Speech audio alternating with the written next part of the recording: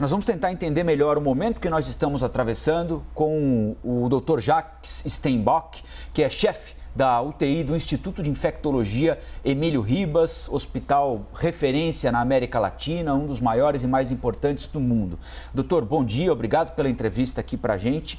Eu gostaria que o senhor nos explicasse o que é que um médico faz quando não tem o kit intubação e para que exatamente serve esse kit intubação? Bom dia.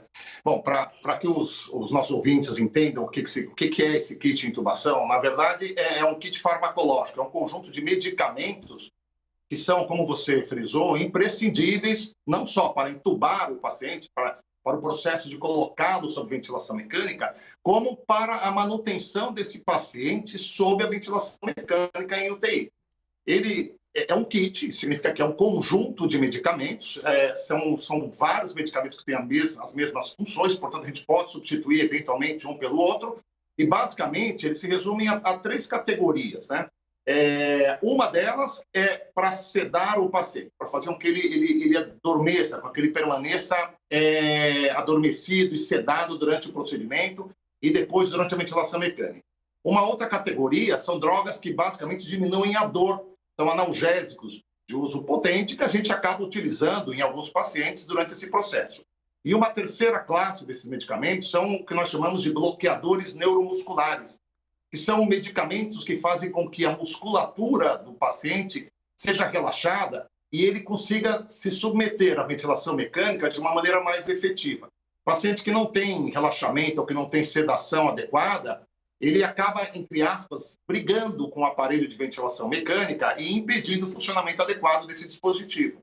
O que tem acontecido ultimamente é que, por conta do aumento do número de internações, e essas internações se ocorrem principalmente às custas de pacientes mais graves e que praticamente 80%, 90% desses pacientes estão sob ventilação mecânica, a demanda sobre esses medicamentos aumentou muito. E há um perigo e um risco de que a oferta, né, que a cadeia de fornecimento desses medicamentos encontre aí um problema e que comece a faltar, porque a gente já tem visto pela mídia que está ocorrendo em alguns setores, né, principalmente santas casas de cidades menores que têm menos estoque. Doutor, agora para a gente compreender ainda mais, porque a sua explicação já foi excelente, para a gente no dia a dia, no uso doméstico, assim, digamos, se falta um remédio, não sei, para dor de cabeça, você vai lá e compra outro. Um remédio para dor de estômago, você vai lá e compra outro. No caso do kit intubação, quando falta um desses medicamentos, faz o quê? Milagre não tem como fazer e, evidentemente, o profissional da saúde não quer perder o seu paciente. Qual é a alternativa? Bom, vamos lá. Primeiro que mesmo para uma droga, existem várias outras drogas com a mesma função. Então, isso é algo que nós já estamos fazendo. Então, por exemplo, entre a categoria das drogas que são sedativas, as drogas que são analgésicas e dos bloqueadores, nós temos várias opções. Eventualmente, a falta de uma, a gente consegue substituir por outra. Às vezes, uma droga ela não seria a primeira opção por ser uma droga mais antiga, que deixa alguns efeitos colaterais, mas que numa situação de falta da primeira opção, elas se prestam bem a esse propósito. Agora, se o consumo continuar aumentando ou mantido nos níveis altos que estão atualmente, e se a cadeia de fornecimento não contemplar a substituição, porque uma hora os substitutos também vão acabar, nós não temos muita alternativa. A alternativa na falta dessas sedações é quase que a barbárie, né? É um paciente que está sob ventilação mecânica e que, se ele acordar no meio da ventilação mecânica, ele estará brigando com o aparelho de ventilação mecânica, tornando inefetiva essa medida. Nós temos visto aí, né, assistimos horrorizados, né, algumas imagens aí de pacientes que tiveram que ser contidos no leito por amarração, né, uma contenção mecânica, por falta da contenção farmacológica que seria dada pela utilização adequada de um desses componentes do kit. Por enquanto, o que nós temos é uma gama grande de opções e, eventualmente, a falta de uma dessas medicações, a gente acaba utilizando alguma outra. Doutor Jacques, como eu disse aqui, o Emílio Ribas é referência em infectologia no mundo todo, um dos maiores hospitais da América Latina, né? Foi fundamental no combate ao HIV, em outras tantas doenças infecciosas e não foi diferente agora, e não está sendo diferente ainda, né? No episódio da Covid-19, na pandemia da Covid-19. Em que estágio está o Emílio Ribas? Vocês estão relativamente tranquilos em relação a esses medicamentos? Há algum nível de preocupação? Não, olha, no momento nós temos os medicamentos, né? Nós fizemos alguns planos de contingência, né, para otimizar a sua utilização. Temos um olho no paciente e um olho no fornecimento, nos estoques. Temos alternativas para eventual falta de algum desses componentes. Já estudamos até substituição de alguns desses componentes por drogas de uso via oral, que não seriam as drogas de primeira escolha para um paciente crítico intubado em terapia intensiva, mas que, no entanto, podem surtir efeitos se administrados, por exemplo, por uma sonda para esses pacientes.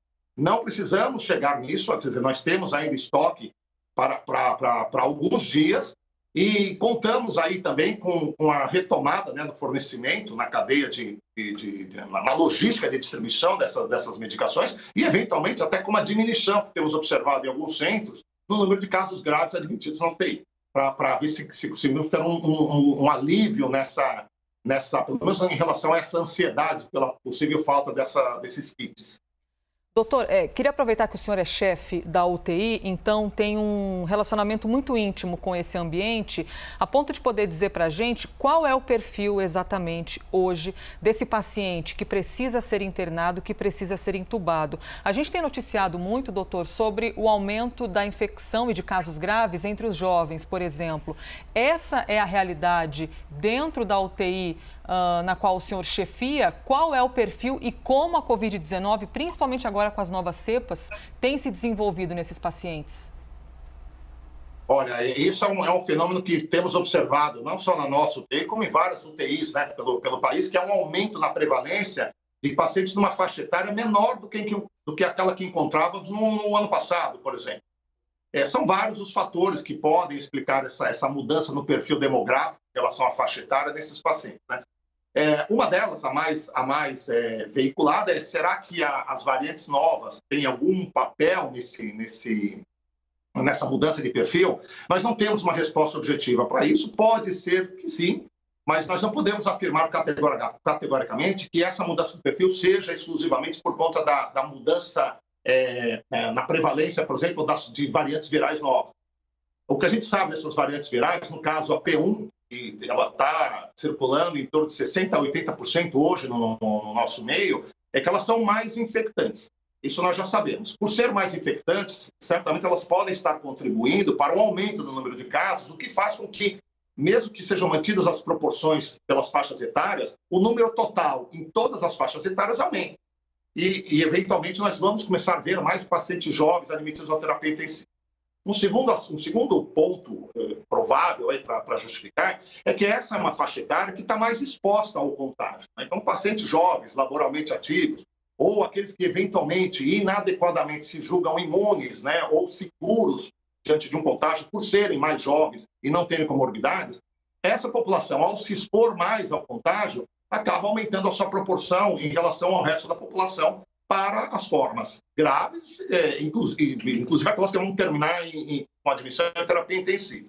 Então, agora, com relação se essas cepas, essas variantes novas, se elas são relacionadas ou não ao aumento na letalidade por si só, isso nós não sabemos ainda, especificamente em relação à variante P1, essa amazônica que está circulando de maneira predominante no país. No entanto, para outras variantes que já surgiram e que foram estudadas em relação à sua letalidade, nós temos essa resposta. Por exemplo, na variante que circula no Reino Unido, que foi identificada lá, chamamos de UK, para designar a origem de identificação no Reino Unido, para esta variante, há estudos epidemiológicos mostrando que a letalidade, independente da infectividade, mas a letalidade chega a ser em torno de 60% maior do que as formas originais que circularam.